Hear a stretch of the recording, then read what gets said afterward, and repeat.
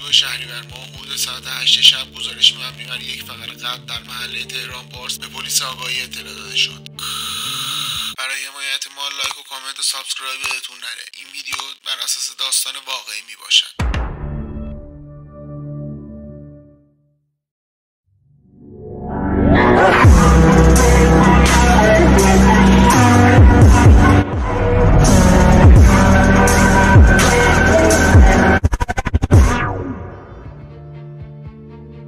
دو شهریور ماه حدود ساعت 8 شب گزارشی مبنی بر یک فقر قتل در محله تهران پارس به پلیس آگاهی اطلاع داده شد. در بررسی‌های بیشتر مشخص شد همسر مقتول دقایق قبل از ارتکاب جنایت خانه را ترک کرده است. بنابراین مأموران برای تحقیقات بیشتر 3 عضو خانواده مقتول را به اداره آگاهی بردند. در این میان موضوعی برای مأموران و بازپرس جنایی عجیب به نظر می‌رسید.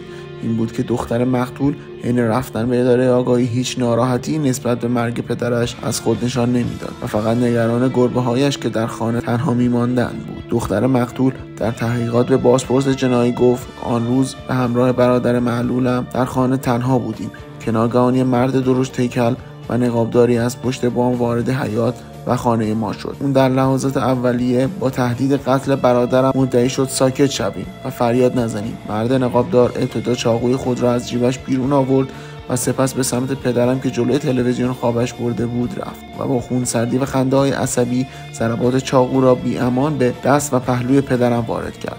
پس از ارتکاب جنایت اون دستکش‌های خود را که خونی شده بود عوض کرد و روی مبل نشست و گفت با پدرم به دلایل شخصی در توییتر مشاجره پیدا کرده. به همین دلیل تصمیم گرفت او را جلوی چشمان فرزندانش زجرکش کند. سپس قاتل از همان مسیری که آمده بود فرار کرد. پس از اظهارات عجیب این دختر، مأموران همسر مقتول را مورد بازجویی قرار دادند. او هم در اعترافات خود عنوان کرد طبق روال روزانه همسرم از سر کار بازگشت. من نیز برایش نهار، چای، هندوانه آماده کردم. مشغول تمیز کردن آشپزخونه بودم که ناگهان دخترم از من درخواست کرد که برای گربه‌هایش گردن مرغ تهیه کنم.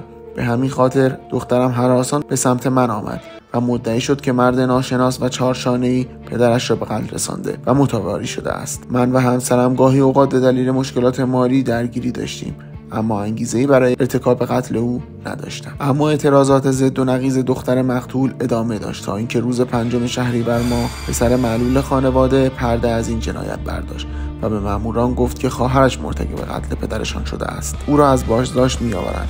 22 سال دارد. چهرهش معصوم جلوه می‌کند. انگار نه انگار که مرتکب قتل پدرش شده است و از اینکه دست به این جنایت زده است ناراحت به نظر نمی‌رسد. او در مورد روز حادثه و انگیزه‌اش به ما می‌گوید: چند هفته قبل از قتل به این فکر می‌کردم که پدرم را بکشم. راننده بود و مسافرکشی می‌کرد. مرتب ما را آزار می‌داد و بعد از اینکه دیپلم گرفتم نذاشت دانشگاه شرکت کنم. حتی نمی‌ذاشت سر کار برم. مادرم زن مظلومی بود. پدرم مرتب به مادرم و من و برادرم فحاشی می‌کرد. برادرم 20 سال دارد و معلول جسمی است. روی ویلچر میشینه. پزشک برادرم میگفت اگر او کار درمانی شود وضعیت جسمانیش بهبود پیدا می‌کند. من هر روز آب شدن برادرم را رو جلوی چشمانم میدیدم که باید دوا و درمان شود، اما پدرم ایل خیالش نبود. او فقط فکر خودش بود. پولدار نبودیم ولی پدرم به ما همان مبلغی هم که داشت نمیداد. مثلا میوه میخرید و میرفت پشت بام تنهایی میخورد. غذا تهیه میکرد و تنهایی روی پشت بام میخورد و بعد پایین میومد. صدای دعوای ما را کل همسایه ها میشنیدند. از این وضعیت خسته شده بودم. چند بار خواستم خودم را بکشم، اما به خاطر برادر و مادرم این کار را انجام ندادم. آنها غیر از من کسی را نداشتند. اینطوری تنها تر از همیشه می شدند.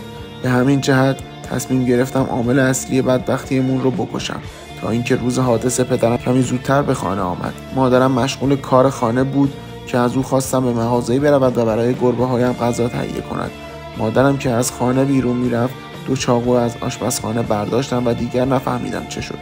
پدرم جلوی تلویزیون خوابیده بود. به سمتش رفتم، چاقو را به چند ناحیه از بدن او فرو کردم. از اون لحظه هیچی یادم نمیاد. فکر میکنم 3-4 ضربه با چاقو به بدن پدرم وارد کردم، اما مأموران به من میگویند که 18 ضربه چاقو به بدن پدرت زدی. این دختر جوان توضیح میدهد که پس از قتل با خانواده پدریش تماس گرفته و گفته فردی غریبه به خانه آنها آمده و پدرشان را به قتل رسانده است. بازپرس پرونده در ادامه توضیح داد اینقدر در محله تهران پارس اتفاق افتاده است. روز حادثه وقتی برای بررسی صحنه جرم به خانه آنها رفتیم، دیدیم دختر و پسر مقتول در خانه تنها بودند و مادرشان هم برای خرید از خانه خارج شده بود. دختر و پسر مقتول گفتند که مردی وارد خانه آنها شده و با چاقو آنها را تهدید کرده و سپس سراغ پدرشان رفته و به او گفته دیدی بالاخره اومدم. سپس با چاقو به پدرشان حمله کرده و او را به قتل رسونده و متواری شده است. دختر مقتول 2 از انگشتان دستش زخمی شده بود. وقتی از او پرسیدیم این زخم‌ها چیست، گفت وقتی خواسته از پدرش دفاع کند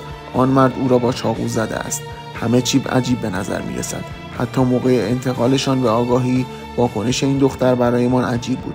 فقط نگران گربه‌هایش بود که بی غذا نمانند و اصلا مرگ پدرشان برایش مهم نبود. او در اعترافات اولیه خود مرتب عنوان میکرد که پدرش در توییتر با فردی اختلاف داشته و به او فحاشی میکرده. میگفت او بوده که پدرش را به قتل رسونده. اما در نهایت با اظهارات پسر مقتول، دختر جوان هم به جرم خود اعتراف کرد.